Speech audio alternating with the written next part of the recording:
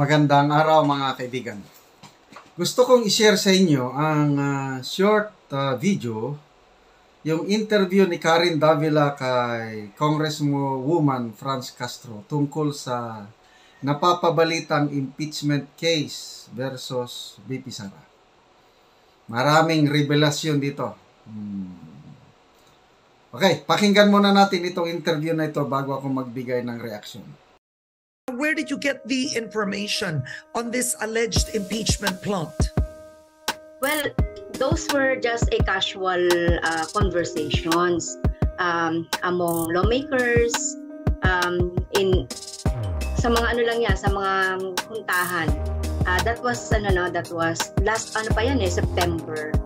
Pero nothing serious naman about that, Karen. Okay, so I'm curious if it was a casual conversation. Was it responsible for you to actually say it? Should you have even talked about it if there was no basis? Well, the basis that I said from another interview, that is only a casual conversation among lawmakers. So nothing serious. The leadership is not involved. Okay, so ito na ang pinakamainit na issue sa politika natin ngayon. Impeachment ni VP Sara. Instead na natapos na sana yung issue, yung confidential funds. Wala na dahil isinorender na ni VP Sara yung kanyang request for confidential funds. So, tapos na ang issue. Itong si Castro biglang nagpalabas ng balita na pinaplano nila ang impeachment. Okay? Kaya kumalat. To a point na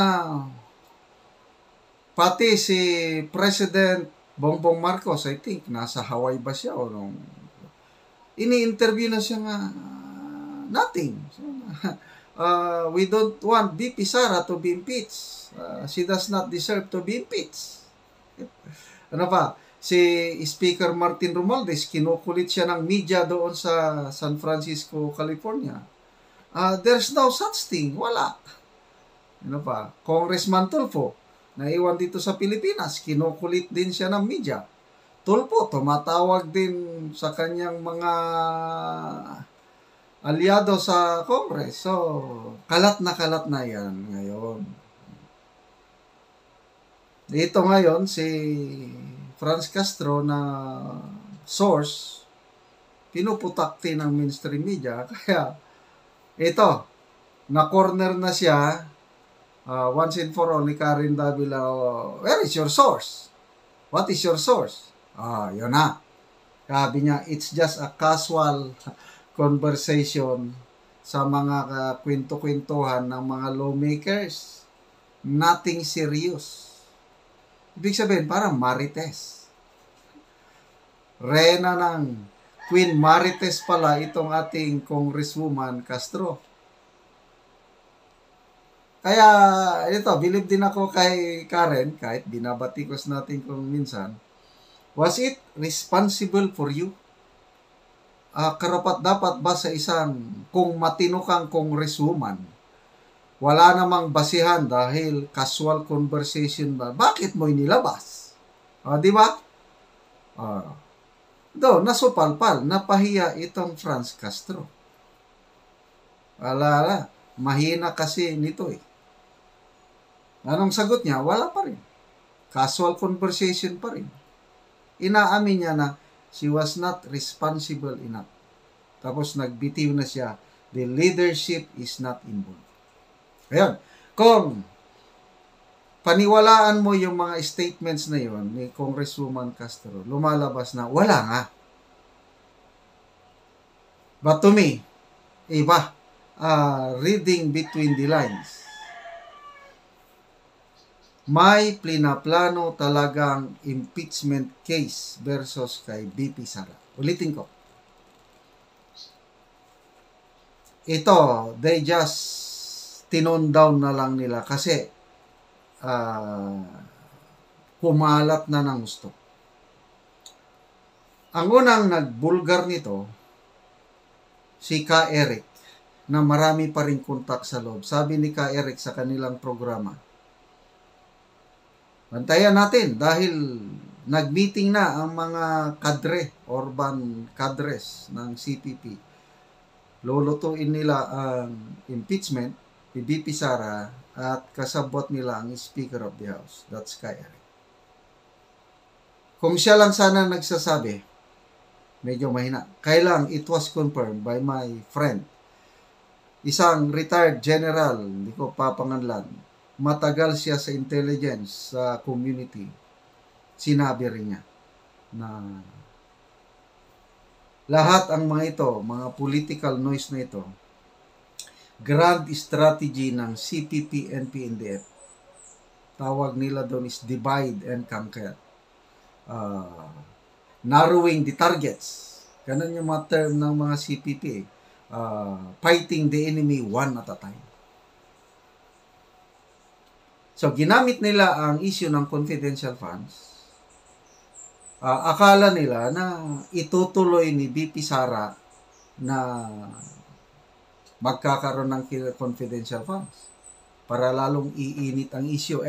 Nagkamali sila. Wise move ni VP Sara. Sinorender na niya. So, mag-die down ng issue. So, ito na naman. Impeachment na naman, another issue. So, para, agitation. Ayaw nilang mamatay ang issue. So, impeachment. Pakalat yan ng mga komunista. May sabuatan ba kay Speaker Romualdez? Analysis ko, meron. Kasi may alyansa na eh. Again, yung sabi ni Ka Eric na ang speaker magbibigay ng 40 million. Allegations ito na hindi pa sinasagot. But there's a possibility. 40 million worth of projects, initial, ibibigay sa mga Makabayan Bloc in exchange sa sabuatan nilang sirain. Kasi, tinik sa lalamunan ni Speaker of the House itong si VP Sara kasi as sure as the sun rises in the morning and sun sets in the afternoon, kakandidato talaga si Speaker Romualdez sa 2020. At itong si VP Sara ang kanyang makakalaban. So, any opportunity ngayon na masira niya si VP Sara, gagawin niya na ngayon. Kasi, yun ang advice ng kanilang US consultants. Bakit? Na-involve na ang US, CIA. Ayaw ng US na may isa na namang Duterte na magpresidente, maitsapwera na naman ang US. Katulad nung panahon ni Tatay Digong, na walang magawa ang US at Russia, China ang kinaibigan ng Pilipinas. So, ang advice ng mga CIA, US consultants, as early as now, sirain na ang pinakamalakas na kandidato. Sino yon? Si VP Sara. So, merong plano talaga yan. Kaya lang, medyo it has gone out of proportion. Dahil blino up natin sa social media, sumakay na rin ng mainstream media, ito na. So, bakit sinasabi na ni Franz Castro na leadership is not involved? Hindi ako naniniwala doon. Dahil kumalat na ng gusto. Tapos, may tinatawag kasi nga testing the waters. Nung flinote nila yung issue na yun, pinakiramdaman ang reaksyon ng taong bayan. Tingin ko, ang reaction is maraming galit. Pati nga ang men in uniform, may mga naririnig na ako na hindi na maligaya sa ginagawa kay VP Sara. Diyan sila ngayon, medyo mag-ingat. Kaya dahil sa ingay natin, ito, analysis ko lang ito. Si Speaker, sinabihan niya na, okay, laylo muna tayo, downplay muna ang issue ng impeachment. Kasi, they have tested the water. magbubumirang sa kanila pag ituloy nila. Yon ang aking basa. Okay? So, huwag tayong magkumpiyansa. Ang sinasabi ko, huwag nating paniwalaan word for word itong sinasabi ni Franz Castro na nothing serious.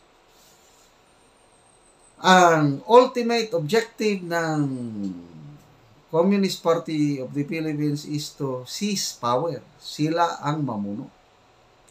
So, paano nila maagaw ang gobyerno ng Pilipinas? Malakas ang UNITIM. May napakalakas na political mandate. Yung boto ng UNITIM, 31.6 million si PBBM, 32 million si BP Sara. Di nila basta-basta maagaw ang poder ng gobyerno. So, sirain muna nila ang leadership. So, ang tinatarget nila ngayon si BP Sara muna. At nagkakaroon nga ng initial crack sa UNITIM. So, huwag tayong pahulog sa bitag ng mga tunay na kalaban. Ang tunay nating kalaban, hindi po si Martin Romualdez, hindi po sino dyan. Ang tunay na kalaban natin, itong CPP, NT&DF. Yung kay Speaker Martin Romualdez, politika lang yun. Ambisyon lang yun. So, huwag nating masyadong, huwag tayong papayag na mag-break po ang UNITIM. Yun ang panawagan ni BP Sara. Yun na rin aking panawagan. Okay? Magkaisa muna tayo. So sana, hindi na nila itutuloy ang impeachment for the meantime dahil madidivide ang bansa. So pag mag-divide ang bansa, ang magiging number one talunan o biktima ang taong bayan. Kaya wag po tayong papayag na magamit tayo ng mga makakaliwang grupo na nandyan sa Kongreso. So, Franz Castro, hindi kami naniniwala sa inyo. Binabantayan namin kayo.